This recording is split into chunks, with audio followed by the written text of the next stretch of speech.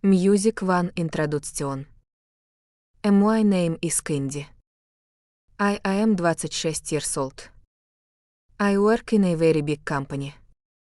This company is in a busy city. Every day I go to my job. I am an employee there. My life is simple.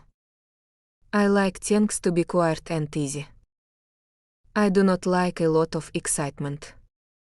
I do not have a lot of money, but I always make sure my clothes are clean. I like to look neat and tidy.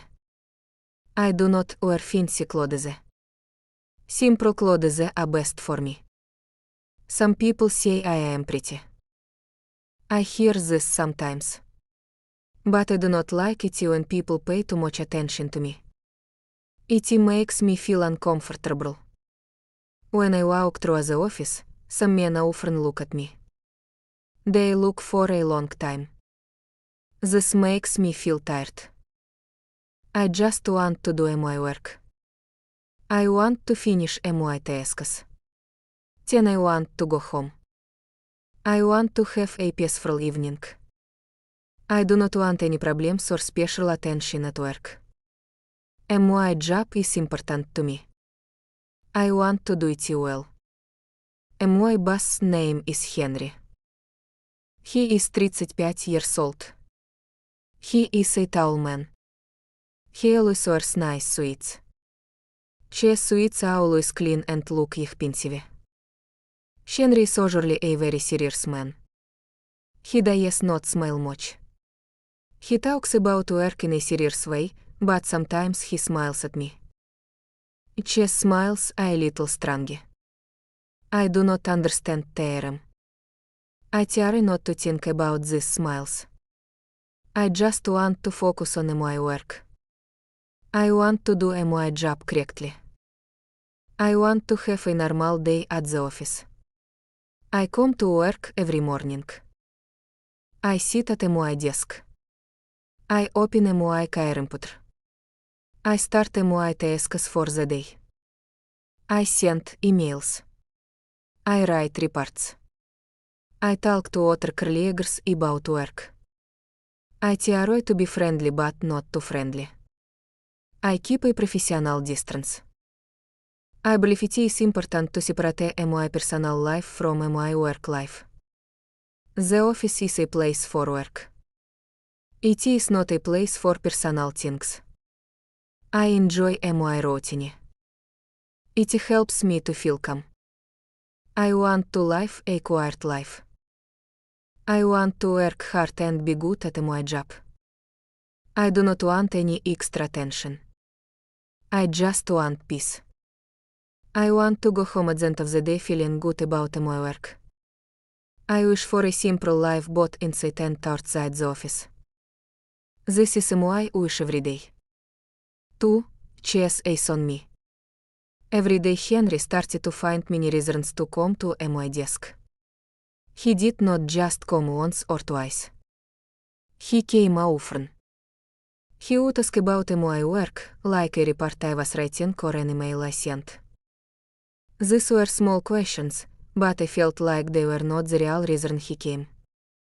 I felt each essays on me. Sometimes each essay stayed for a long time. It made me feel uncomfortable. I tried to focus on my computer screen, but I could feel each study. It made my hands feel cold and my thoughts race. One afternoon, he stood by my desk. He looked at me and said, "Candy, you work very hard here. You always do good work." I looked up at him. He continued, "You deserve more for all your hard work." I smiled and said, "Thank you, Henry." But inside, I did not feel happy. I felt a strong nervousness. His words stayed with me. That night, I could not sleep well. I thought about what he said. Each voice, each tone, it kept playing in my mind. Did he say that? What did he mean by you deserve more? I did not understand each meaning. The next week, something new happened. Henry called me to his office. My heart beat a little faster as I walked there. I thought maybe I did something wrong. When I sat down, he smiled. He said, "Candy, I want to talk about your salary." My nervousness changed to a little happiness. A salary increase would be good. I worked hard and it would help me a lot. He leaned forward a little. "You are one of the best workers in this company." He said, "You do excellent work every day. You truly deserve a raise." I felt happy to hear this. It felt good to be told I was good at my job. But then his eyes changed. They looked so after, not like a boss talking about work. He looked at me for a moment. Then he said, "Maybe we can talk about this more at dinner. We can discuss your new salary there." I did not know what to say. Dinner with my boss. It was not what I expected. I thought it would be a simple talk in his office. My mind raced. Was this a good idea? I did not want to say no to my boss. It was about my salary after all. I felt confused, but I also felt like I could not refuse him. He was my boss and he was offering me something good. I just nodded slowly. He smiled again, a different kind of smile. I left his office feeling more confused than happy. 3. The dinner I did not want to go to dinner. Henry was my boss, so I felt I had to say yes. I hoped it was only a business dinner just for work. Henry said the restaurant was very nice by this. When I arrived, Henry was already there. He looked different from the office. He wore a casual, smart shirt, not his usual suit. He smiled warmly when he saw me. "You look beautiful tonight, Candy," he said. His words made me feel such joy and my cheeks felt warm. We sat at a table. First we talked about work, about office projects, but soon the conversation changed. It was not about work anymore. Henry started asking about my personal life. He asked about my dreams and what I liked outside of work. I felt unsure what to say. Then he talked about himself. He told me he felt lonely sometimes. He said he worked hard and had little time for a personal life. Hearing this made me feel secure but also special. He said I was different and unique. I wanted to believe his words. I wanted to think he truly meant them. After dinner, Henry asked, "Would you like a drink somewhere else?" I agreed, thinking I would have just one. We went to a quiet bar. One drink became two. Then 2 drinks became 3. Time passed quickly. While we talked and laughed, Henry gently took my hand. His hand felt warm. A small voice in my mind told me to stop. It is said this was not right. He was my boss and this was not professional. But I did not move my hand. I let it stay in his. I felt nervous, a little excited, and very uncertain. I wondered what would happen next as the evening continued for that night. After dinner, we left the restaurant. The night air was cool. Henry asked if I wanted to go to his apartment. He said we could talk more there. I felt unsure, but I said yes. My mind was not clear after the drinks. We walked a short distance. His apartment building was tall and modern. Inside, it was very quiet. We went up in the elevator. When we entered his apartment, I looked round. It was big and clean. I told myself, we are just here to talk. I sat on a sofa. Henry stood near the window. He looked at me for a moment. My heart started to beat a little faster. Then he walked closer. He sat next to me. He took my hand.